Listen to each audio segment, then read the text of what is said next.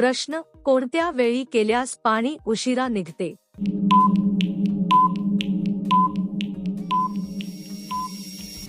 उत्तर: हो, काही वेळा शांतपणे आणि घाई न करता केल्यास प्रक्रिया उशिरा होते आणि ते सामान्य मानले जाते. शरीर रिलॅक्स असेल तर नियंत्रण जास्त राहू शकते. मानसिक स्थिती, थकवा आणि लक्ष यावरही याचा परिणाम होतो. प्रत्येक व्यक्तीची प्रतिक्रिया वेगळी असते, त्यामुळे तुलना करणे योग्य नाही. योग्य समज आणि संयम ठेवणे महत्त्वाचे आहे. प्रश्न: आजकालच्या मुली चुकीच्या ठिकाणी का टाकायला सांगतात?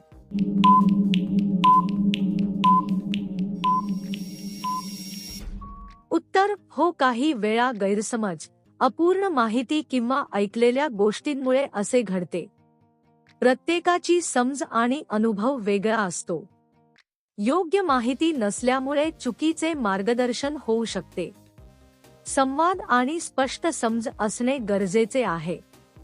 त्यामुळे निर्णय घेताना जागरूक राहणे आवश्यक आहे. प्रश्न: मुलींच्या कोणत्या भागात जीभ टाकतात?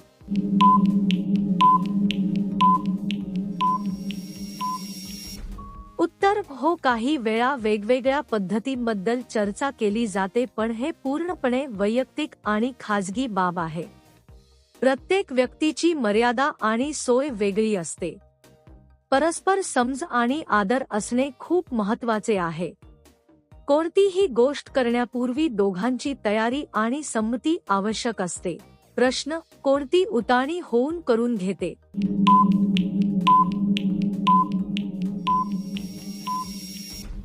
उत्तर: हो, काही वेळा काही जणी आराम आणि सोयीसाठी अशी पद्धत वापरतात. पण हे प्रत्येकाच्या सवयी आणि कम्फर्टवर अवलंबून असते. शरीराला आरामदायक वाटेल अशीच पद्धत निवडली जाते. कोणतीही गोष्ट जबरदस्तीने केली जाऊ नये. योग्य समज आणि परस्पर आदर महत्त्वाचा आहे. प्रश्न: तिच्या मांड्या ते का चोखतात?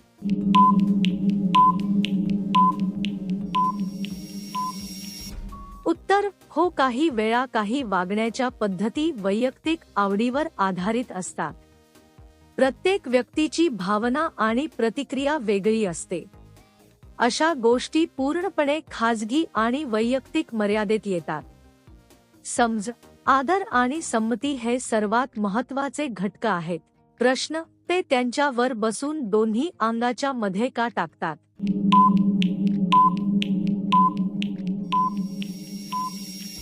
उत्तर: हो, काही वेळा संतुलन आणि सोयीसाठी काही पद्धती वापरल्या जातात. पण हे पूर्णपणे व्यक्तीच्या सवयी आणि परिस्थितीवर अवलंबून असते. प्रत्येकाची पद्धत वेगळी असू शकते. कोणतीही गोष्ट करताना आराम आणि सुरक्षितता महत्त्वाची आहे. प्रश्न: त्यांचा पाणी लवकर बाहेर पडला तर काय होते?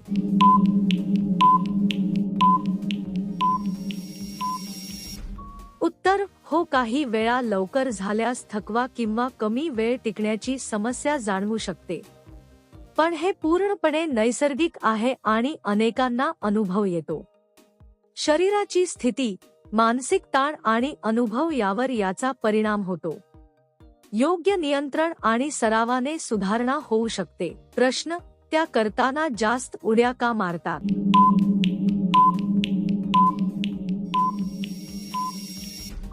उत्तर: हो, काही वेळा जास्त हालचाल किंवा ऊर्जा असल्यामुळे असे दिसते. प्रत्येकाची प्रतिक्रिया आणि पद्धत वेगळी असते. काही वेळा भावना आणि उत्साहामुळे हालचाल वाढते. हे पूर्णपणे नैसर्गिक आहे आणि परिस्थितीवर अवलंबून असते. प्रश्न: तिच्या चिकट पाण्याची चव कशी असते?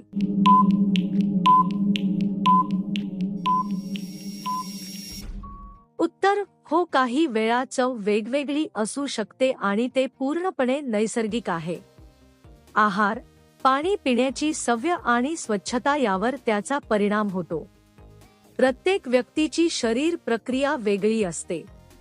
त्यामुळे याबद्दल वेगवेगळे अनुभव असू शकतात. प्रश्न: कोणत्या वयाचे त्यांचा बांधू सर्वात मोठा व लांब असतो?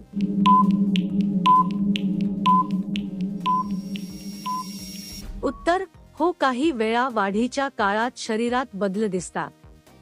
पण हे पूर्णपणे आनुवंशिकता आणि शरीराच्या विकासावर अवलंबून असते. प्रत्येकाची वाढ वेगळी असते, त्यामुळे ठराविक वय सांगता येत नाही. तुलना करण्याऐवजी स्वतःच्या आरोग्याकडे लक्ष देणे महत्त्वाचे आहे. बोटाने केल्याने तिचा पाणी बाहेर येतो का?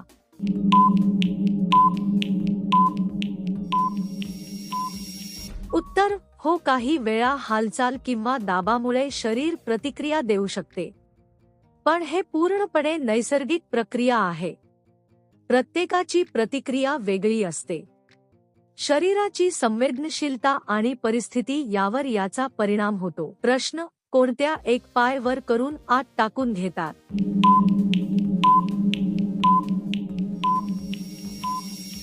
उत्तर हो, काही वेळा संतुलन आणि सोयीसाठी काही जणी अशी पद्धत वापरतात. हे पूर्णपणे वैयक्तिक सवयीवर अवलंबून असते. प्रत्येकाला ज्या प्रकारे आराम वाटतो ती पद्धत निवडली जाते. प्रत्येकाला ज्या प्रकारे आराम सर्वात महत्त्वाचे आहे. प्रश्न: तिने पाय फाकवले नाही तर सर्वात महत्त्वाचे आहे. प्रश्न: तिने पाय फाकवले नाही तर काय होते? उत्तर हो, काही वेळा जागा कमी मिळाल्यास अडचण येऊ शकते, पण हे पूर्णपणे परिस्थिती आणि सोयीवर अवलंबून असते. प्रत्येक व्यक्तीची मर्यादा वेगळी असते, त्यामुळे जबरदस्ती न करता समजून घेणे आवश्यक आहे. प्रश्न: पाळीत तिला काय करण्याची इच्छा होते?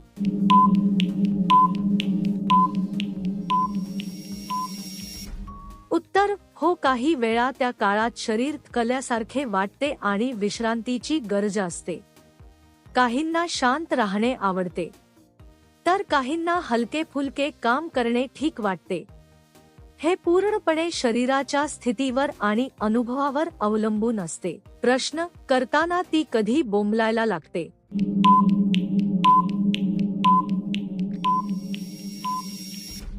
उत्तर हो, काही वेळा वेदना, अस्वस्थता किंवा अचानक त्रास झाल्यास अशी प्रतिक्रिया येऊ शकते.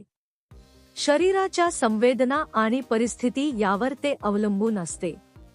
काही वेळा भीती किंवा तणावामुळेही असे होते, त्यामुळे नेहमी समजून आणि काळजीपूर्वक वागणे गरजेचे आहे.